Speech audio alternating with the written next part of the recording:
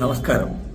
സെയിൽസിലും മാർക്കറ്റിങ്ങിലും നമ്മൾ ഏറ്റവും നേരിടുന്നൊരു പ്രശ്നം നമ്മൾ സംസാരിക്കണോ കസ്റ്റമർ സംസാരിക്കണോ എന്നുള്ളതാണ്. എല്ലാവരും ധരിച്ചിരിക്കുന്നത് നമ്മൾക്ക് ഒരുപാട് സംസാരിക്കണം, വാചകടിക്കണം എന്നുള്ളതാണ്. യഥാർത്ഥത്തിൽ അതിൻ്റെ ആവശ്യമൊന്നുമില്ല.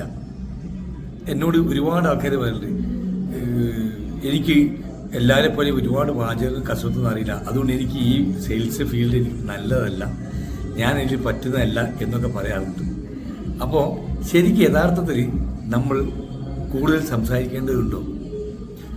നമ്മൾ വാചകടിച്ച് അവരെ മുമ്പേക്ക് അങ്ങനെയാണ്, വാചകടിച്ച് കസരത്ത് ചെയ്തിട്ട് ആൾക്കാർ. ഇപ്പോൾ നമ്മളങ്ങനെ കൂടുതൽ സംസാരിക്കുകയോ വാചകടിക്കുകയോ ചെയ്യുന്നുണ്ടെങ്കിൽ നമ്മളുടെ കസ്റ്റമർ നമ്മളെക്കുറിച്ച് ധരിക്കുന്നത് നമ്മൾ അവരെ പറ്റിക്കാൻ വരുന്നു, അല്ലെങ്കിൽ നമ്മളവരെ വാചകടിച്ച് ഇടാൻ വരുന്നു എന്നുള്ളതാണ്. ഒരിക്കലും നമ്മൾ അങ്ങനെയല്ല ചെയ്യേണ്ടത്.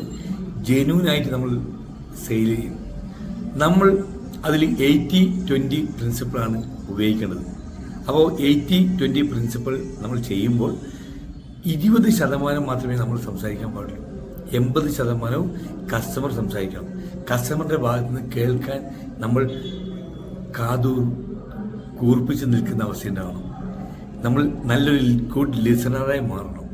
എന്നാൽ മാത്രമേ അവരുടെ പ്രശ്നങ്ങൾ പഠിക്കുകയും അവരുടെ ആവശ്യങ്ങൾ മനസ്സിലാക്കുകയും അവർക്ക് വേണ്ടുന്ന പ്രൊഡക്റ്റുകൾ നമുക്ക് കൈമാറാനും സെയിൽ ചെയ്യാൻ സാധിക്കുകയുള്ളൂ. അല്ലാതെ നമ്മുടെ കയ്യിലുള്ള സാധനം ഒരുപാട് വാചകത്തോടുകൂടി അടിച്ച് കലക്കി അവരെ മലർത്തി അടിച്ച് ആ സാധനം പഠിപ്പിച്ചാൽ അവർ ഒരു തവണ മാത്രമേ ആ സാധനം വാങ്ങിക്കൂ, പിന്നെ വാങ്ങിക്കില്ല. ആ ഒരു കസ്റ്റമറെ അതോടുകൂടി കൊല്ലുന്നതിന് തുല്യമാണ്.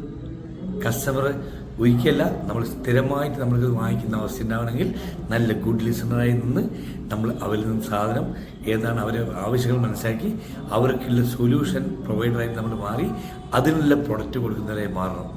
അപ്പോൾ ഒരിക്കലും നമ്മൾ കൂടുതൽ വാചകടിച്ച് അവരെ വീഴ്ത്തുന്നതിന് പകരം അവരുടെ പ്രശ്നങ്ങളും പ്രോബ്ലങ്ങളും പെയിനും മനസ്സിലാക്കി അവർക്ക് കൊടുക്കുന്നതായി മാറണം.